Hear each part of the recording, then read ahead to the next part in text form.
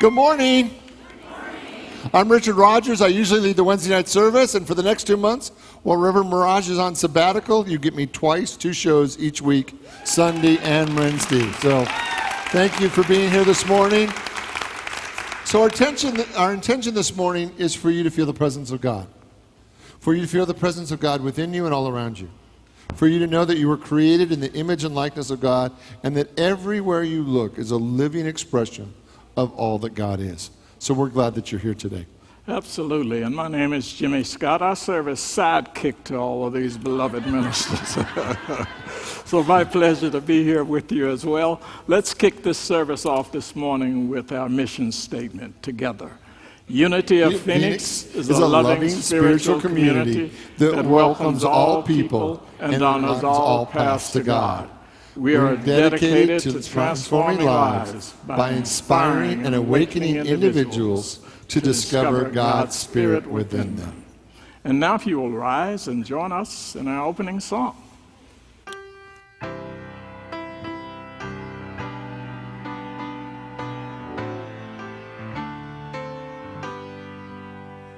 Oh, beautiful for spacious skies, for amber waves of grain, for purple mountain majesty above the fruited plain. America, America, God shed His grace on thee, and crown thy good with brotherhood from sea to shining sea. Oh, beautiful for patriots' dream that sees beyond the years. Thine alabaster cities gleam, undimmed by human tears. America, America, God shed His grace on thee, and crown thy good with brotherhood from sea to shining sea. Yeah!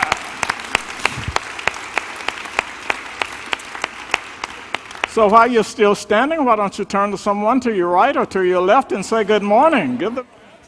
So now's that time in our service for a time of prayer and meditation. So if you have your cell phones with you, I want to encourage you to either place those on silence or vibrate, and Kristen will lead us in our meditational song.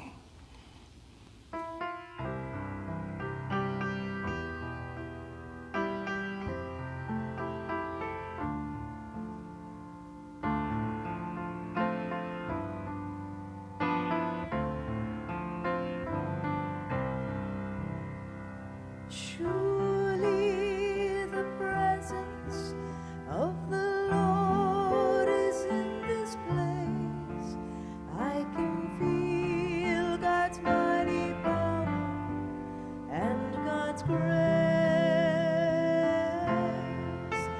I can feel the brush of angels' wings.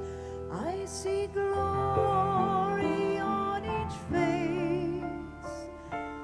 Surely the presence of the Lord is in this place. Surely the presence of the Lord is in this place. I invite you to just allow the magnitude of those words to sink into your consciousness. And as you do so, I encourage you to get comfortable in your seat,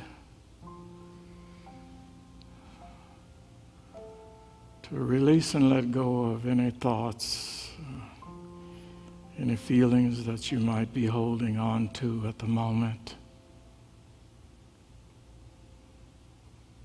And just completely surrender to that presence and that power that is within you.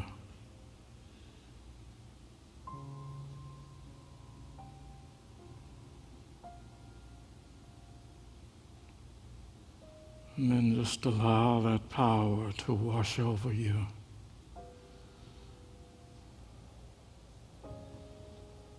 To calm your mind down.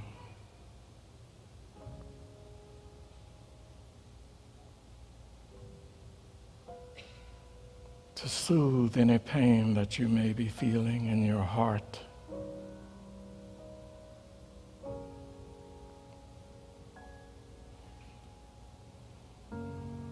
And to remove any discomfort that you may be experiencing, either physically or emotionally or spiritually.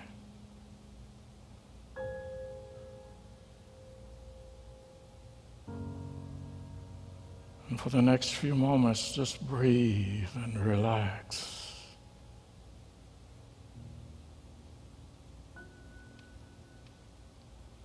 And be at peace.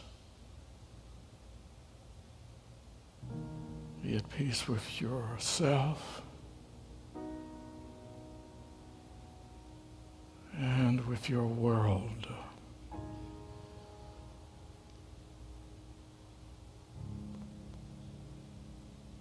So I invite you to take a deep breath and just hold it for a few seconds. And then just let it all go. On this special holiday weekend, as we're mindful of all the people in our lives, as we're mindful of all people everywhere, we envision a world filled with freedom and peace and love. And just for the ability to hold that vision in our hearts and in our minds, may we be ever so grateful. And so it is. Amen.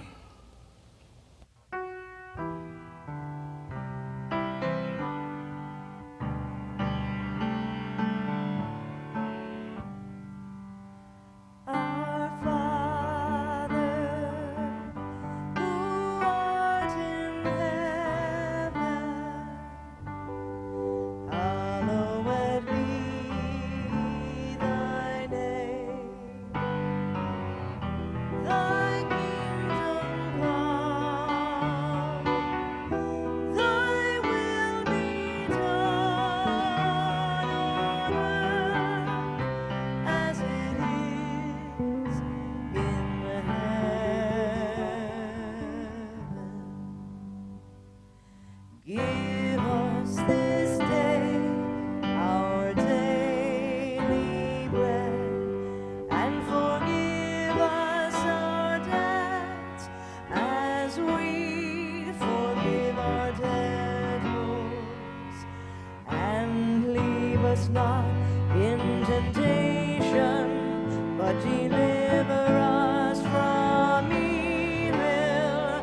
For thine is the kingdom and the power and the glory forever.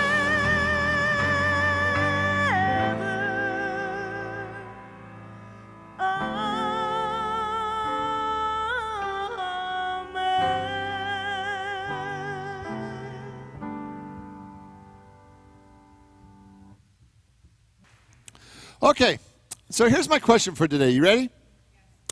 Have you ever been in a bad relationship? Anybody? One lady. Thank you for your honesty, Teresa. Okay, so have you ever been in a relationship that was so bad that you wanted out? We still have hands, okay. Right? And I'm not just talking about at home. I could be talking about work or anywhere in your life that you've had a bad relationship that you decided wasn't for your highest and best anymore. Anybody resonate with that at all?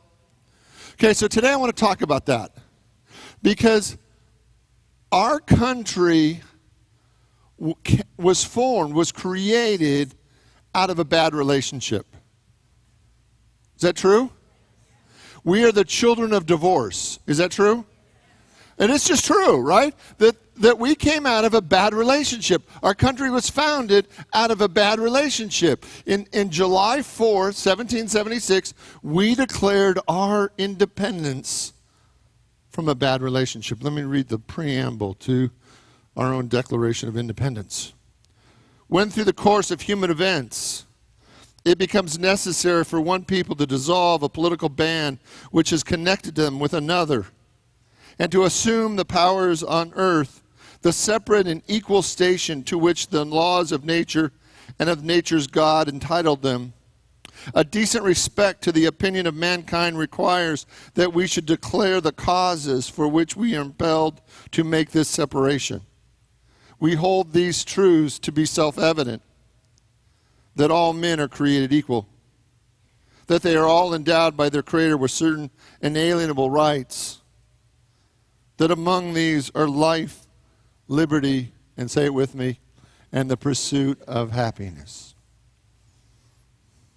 And then in that Declaration of Independence, we then went forward and outlined 27 grievances why we were making this declaration.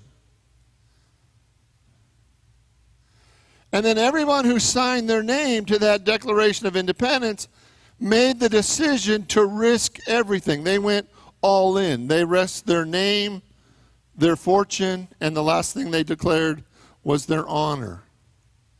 To be free.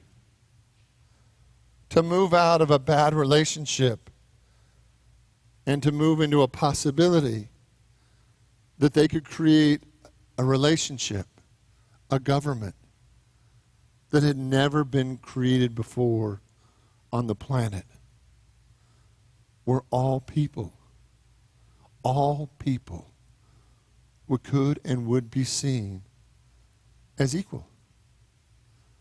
That there wouldn't be a hierarchy, there wouldn't be one person in charge or a small group in charge, that there would be a nation where all people were perceived and understood to be equal, with equal voice, equal votes, equal opportunity. One nation under God. And so we declared our independence.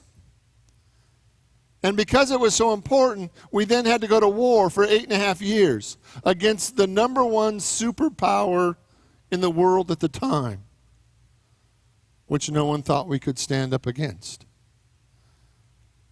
And then, at the end of that 8.5 years, we then did the most amazing thing. We then actually decided to get back into a relationship. I mean, have you ever been in a bad relationship? If you've ever been in a bad relationship, the idea of getting out of a relationship and just jumping back into one seems a little peculiar, right? Because you would think that if they just fought for this freedom, that maybe they would just say, let's just have anarchy be in charge. Or maybe we'll just let every state just go on their own way and good luck and God bless you and we'll just see what happens. No, but after 11 years, they decided, they signed our Constitution. And in our Constitution, the preamble says this, September 17th, 1787. We, the people of the United States, in order to form a more perfect union, in order to form a more perfect union. And I want you to see this as a spiritual opportunity, as a spiritual process. That every time we declare our freedom, our independence, is a spiritual condition. That each and every one of us was given by our Creator free will. That each and every one of us is free. But in this experience of freedom, what we keep coming back to over and over again is that we want to be in great relationships. We want to create perfect unions. And there's something in our soul that is not satisfied, and what calls us over and over again to something higher. Because I believe that it's a spiritual opportunity.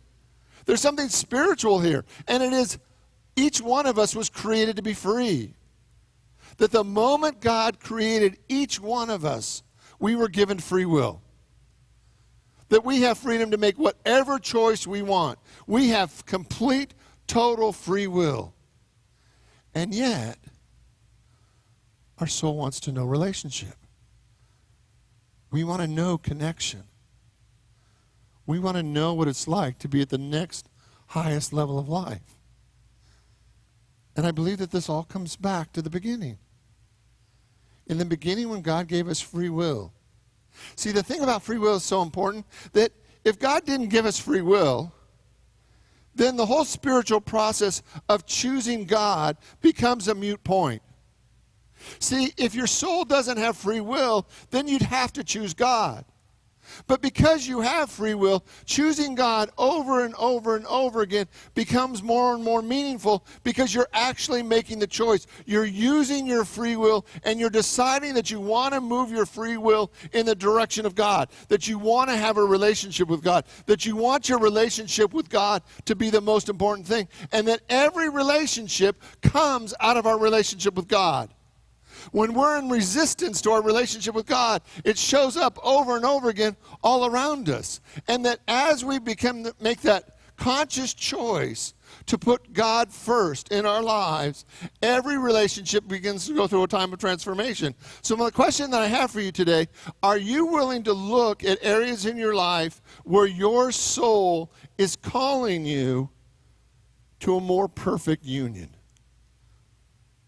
Are you willing to look at those relationships in your life that maybe you've been letting slide, and your soul knows it's time for more perfect unions? Because there is an opportunity here that to truly know your freedom is in relationship with something else. See, have you been watching the news lately? In the news this weekend especially, there's been a lot of talk about our treaty or our potential treaty with Iran. You know about this? This idea that there's a treaty at work so that the Iran government will give up their nukes or their potential nukes in this treaty. So for the last 6 weeks, we've been in constant daily negotiation with the Iranian government on creating a treaty that they'd be willing to give up this stuff, right? Now, this weekend, the president announced that they had reached a certain level of negotiation to create a framework so that it made sense to move forward toward this treaty. Now, what's amazing about that, whether you read that stuff or not, what's amazing about this is when President Obama got on the news and announced that, in Iran, our enemy for 40 years. Iran was our enemy for 40 years. There were no talks with Iran for the last 40 years until the last 18 months. And in the last 6 weeks, they've been constant talks at the highest level of our cabinet with their cabinet to come up with a solution to see if we can move beyond them creating another nuclear superpower, at least a nuclear power in the Middle East, because we all felt that that wasn't a good idea. Can I get an amen from the house? All right. So President Obama goes up and he makes a speech. Do you know what the number one thing on Twitter this week in Iran has been? You probably don't. Right? The number one thing on Twitter this week in Iran is people taking selfies of themselves watching the speech that Obama gave. The number one thing is people want pictures of themselves, Iranian people taking pictures and selfies of themselves while Obama was giving the speech on TV, because it's been the first time in years that American president's speech has been televised in Iran. What I want you to hear is the world wants a more perfect relationship with our nation. Now, sometimes it's hard for us to understand that. We think sometimes we get into the mindset that the world's actually at war with us. But what I want you to see is over and over again, the world wants a more perfect relationship with us. And the evidence is astounding. And then because of that, the requirement of all of us, and especially of our government, is that we function at the highest level of integrity to actually support those kind of relationships being built, because our country was dedicated to relationships becoming more and more perfect.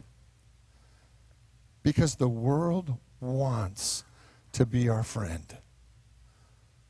The world wants to be our friend.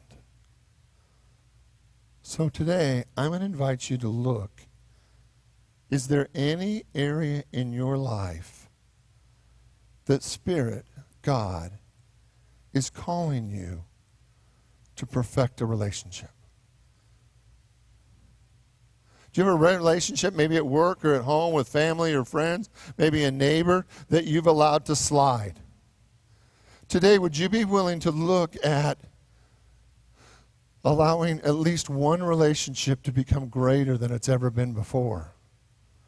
And I want to give you 5 points today that allow us to really perfect those relationships that we want to perfect in our life. The first one, you ready? Is free. See, the thing about relationships is that we can't have great relationships until we understand fully and completely that each and every one of us is free. Right? We kind of sometimes, have you ever wanted to kind of just slightly control or manipulate somebody in your life to get them to behave the way you wanted them to? Have you ever looked at somebody maybe as a fixer-up project, that if you just put a new carpet and cabinets in them, that they'd be like just a little bit more socially acceptable? Right? Right? And what I want you to see today is that the first premise of having really great relationship is that everybody's free. Not only are you free, you're 100% free because God gave you free will. Everybody is 100% free. Will you say that with me? I am 100% free. Together? I am 100% free. Say it just like we're excited about that, will you?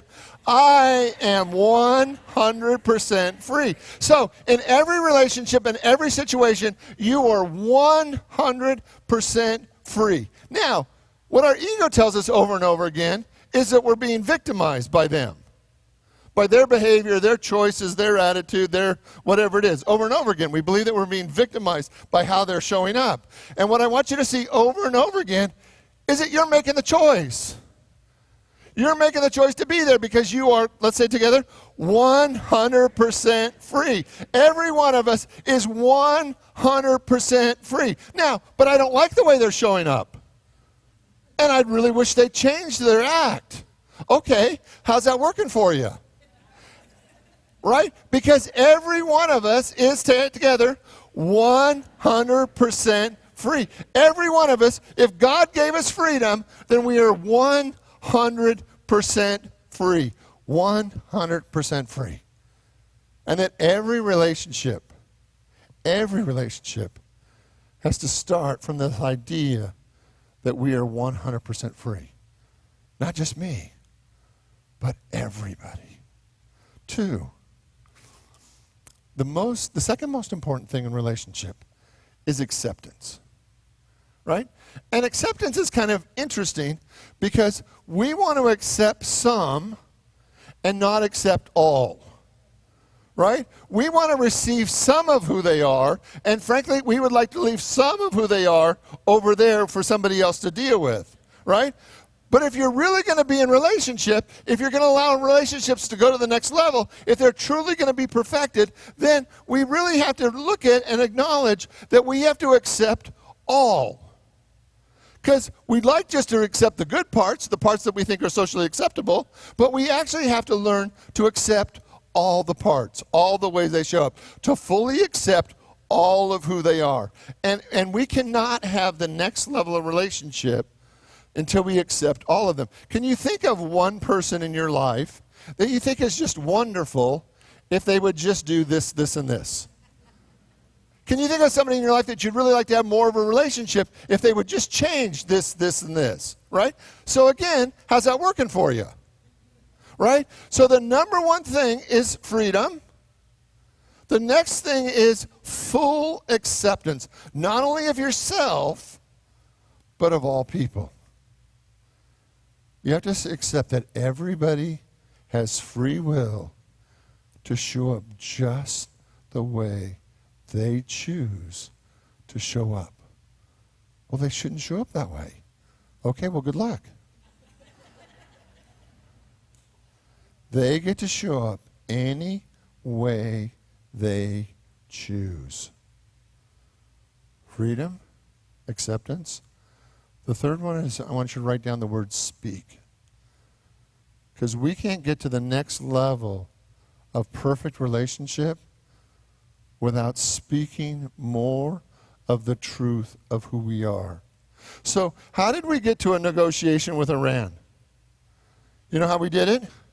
We put a group of people at one side of a table, and we made them sit there for 6 weeks and talk to a group of people on the other side of the table. And they actually had to talk to each other.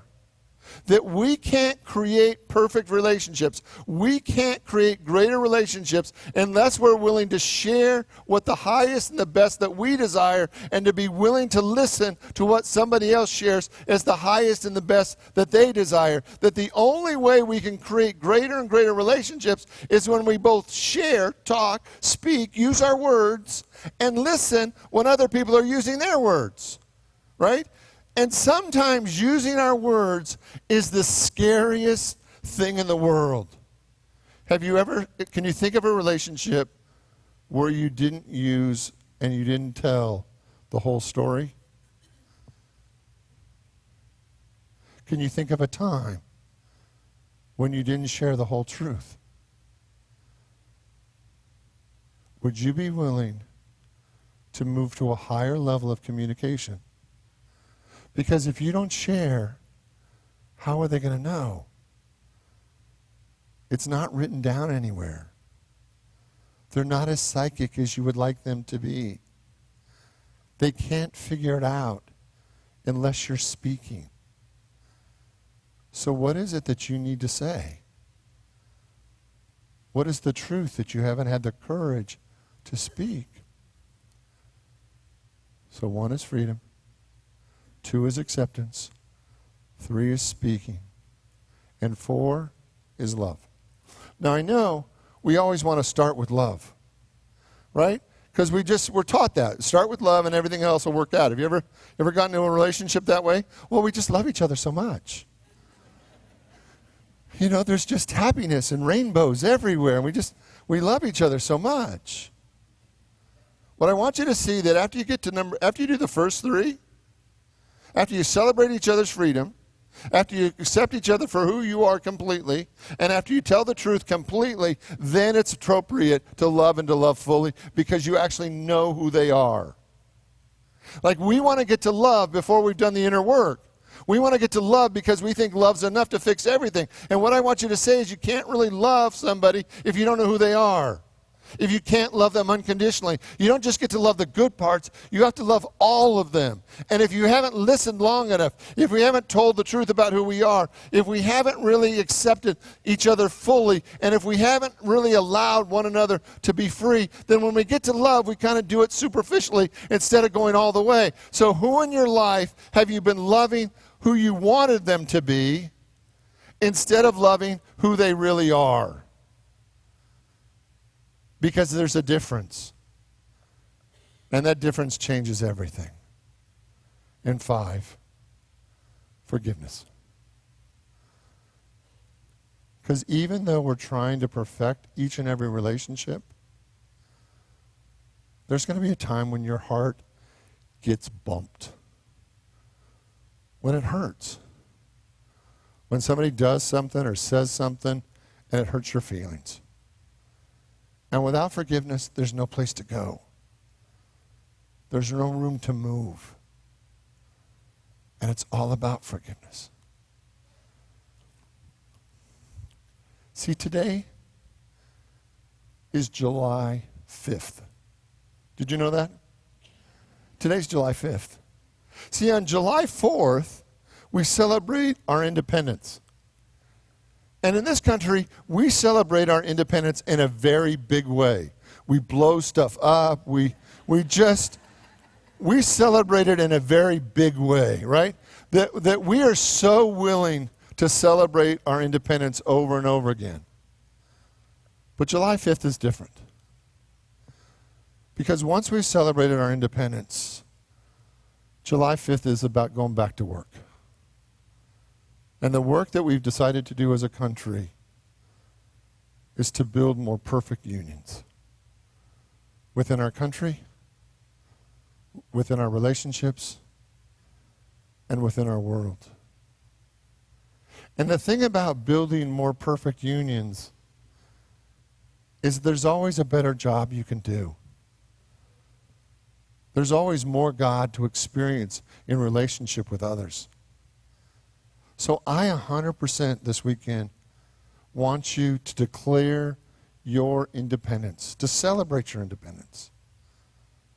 But I also want you to look in the relationships in your life and say, where can I have more perfect unions? Will you pray with me? And I invite you to open your mind, your heart, your soul to the activity of God that is right here, right now. And we turn our full focus and attention on God. We allow that living spirit and power of God that's within us to become the most important thing in our life. That there is only one presence and one power. And we deepen our own relationship with God, that we may feel the presence of God within us, that we may have a great relationship with our God. And then we look around us, and we see all the relationships that we're having with the multitude of people around us. And it's like, God, show us how we can have more perfect relationships, more perfect unions, more perfect connections with the people around us. That we are created in the image and in your likeness. And today we take the next step in creating a world that glorifies God in all things. And so it is. Amen. God bless you all. Have a great weekend.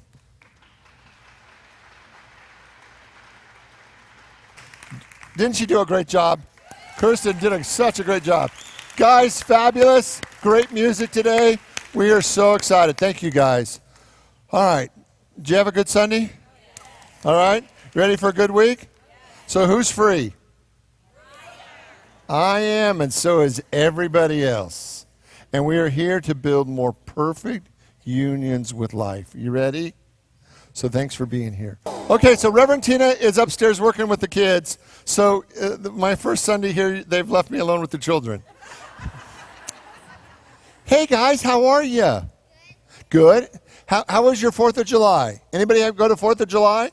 My sister did. Your sister did? Did she enjoy it? Did anybody see any fireworks? On TV or in person? Yeah. Did everybody have all their fingers and toes? We had little fireworks last night. I know, how fun is that? They let us blow things up. Is that a crazy thing to do during a holiday or what? So so you know what we celebrate at 4th of July? You said it, Sebastian. What'd you say? I said that usually on the 4th of July, some people were like doing fireworks when it was illegal. I know, sometimes, right? But you know what we celebrate on the 4th of July? No, not fireworks. Sebastian, independence. That's why we call it Independence Day, because that's where our country started. It was on July 4th, 1776, that we became a country. Isn't that cool? Yeah. So cool. And so you know what? If our country is independent, what does that mean about us? We're independent. Is that great or what? Okay, so we are going to bless you. Are you ready to be blessed? Prepare yourself, because you're about to be blessed. All right, let's put the affirmation up there. Let's say it together. You guys ready? Here we go. You are a perfect child of God. God and I love you just the way you are. That was fabulous. Could you feel the blessing? Now, stay right here for a minute. I forgot my chaplains. Will all my chaplains stand quickly? Look around. These wonderful chaplains are here to hold us in prayer. So if you need prayer support today, the chaplains are here to love you and to support you, and we want to thank the chaplains for serving in this way. Okay, kids, guess what your part is now? You're going to join us as we affirm together our prayer for protection. Have you memorized it? Are you going to hold the mic? You ready? Let's say it together. Help them. Here we go. Together. The light of God surrounds us. The love of God enfolds us. The power of God protects us. And the presence of God watches over us. Wherever we are, God. We did so good. Yay for us. All right, well, everybody stand together as we sing together our song of peace.